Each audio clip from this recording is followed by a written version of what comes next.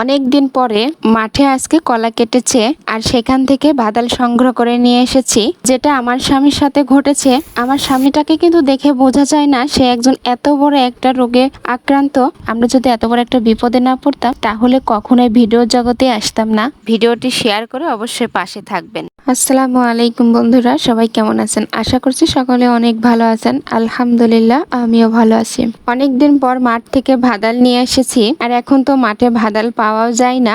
অতিরিক্ত ঝড় বৃষ্টি হওয়ার কারণে কলার গাছগুলো ভেঙে গিয়েছিল আর এখন যে পোয়াগুলো আছে এই পোয়াগুলো বড় হবে, তারপরে ভাদাল হবে। অনেক দিন পরে মাঠে আজকে কলা কেটেছে আর সেখান থেকে ভাদাল সংগ্রহ করে নিয়ে এসেছি। আর এই ভাদালটা অনেক সুন্দর আছে।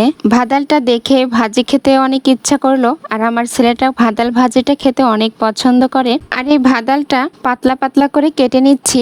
চাক চাক করে কাটার সময় যে আঁশটা থেকে আঁশটা হাতের আঙ্গুলের সাথে পেঁচায় নিচ্ছি। আর এই ভাদালের সাথে যদি আঁশটা থেকে যায় তাহলে কিন্তু ভাজি খেতে একদমই ভালো লাগবে না। আবার অনেকে বলতে পারেন আপু ভাদাল কাটা তো কুচি কুচি হচ্ছে না। তো বেশি কুচি কুচি হলে ভাদাল ভাজি করার সময় এটা গলে যাবে।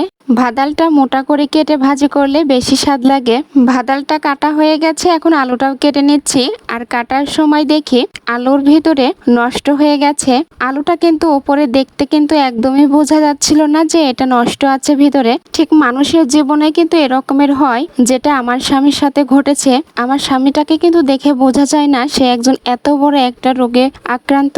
এজন্য কিছু কিছু ভাইয়া আমার স্বামীকে উদ্দেশ্য করে আজে বাজে কমেন্ট করেন, অভিনয় করো, কাজ করে খেতে পারো না। আমি সেই ভাইয়াকে উদ্দেশ্য করে বলছি আমার স্বামীটা কোনো ধুরবাজ না, চিটার বাটপার না। সে এত ভালো একজন মানুষ, সে কখনো চা পান খায় না, সিগারেট খায় না, তার মধ্যে কোনো বাজে আড্ডা নেই। আমরা যদি এত বড় একটা বিপদে না পড়তাম তাহলে কখনোই ভিডিও জগতে আসতাম না। একজন মানুষের বিষয়ে সম্পূর্ণ না জেনে বাজে মন্তব্য করাটা ঠিক না। মহান আল্লাহ তাআলা ভালোবেসে আমার জীবনে যে এতটা কষ্ট দিয়েছেন, আমি সবার জন্য সবসময় দোয়া করি আমার মতো কষ্ট যেন কোনো মেয়ের না হয়। আমার ভাদাল ভাজিটা করা হয়ে গেছে আর আমার ছেলেটা বলছে আম্মু ভাদাল ভাজির সাথে একটা ডিম ভাজি করো। ভাদাল ভাজির সাথে ডিম ভাজি করলে অনেক ভালো লাগবে খেতে। তো যেই কথা সেই কাজ, ছেলেকে 10 টাকা দিয়ে দোকানে পাঠিয়ে দিলাম আর একটা ডিম এনে দিল ছেলে, সেই ডিমটাই ভাজি করে দিলাম। ছোট মানুষ, কোনো বাচ্চা যদি মায়ের কাছে কোনো কিছুর আবদার করে খেতে আর সেটা যদি সামর্থ্যের মধ্যে থাকে, বাচ্চাদের ইচ্ছাগুলো পূরণ করবে না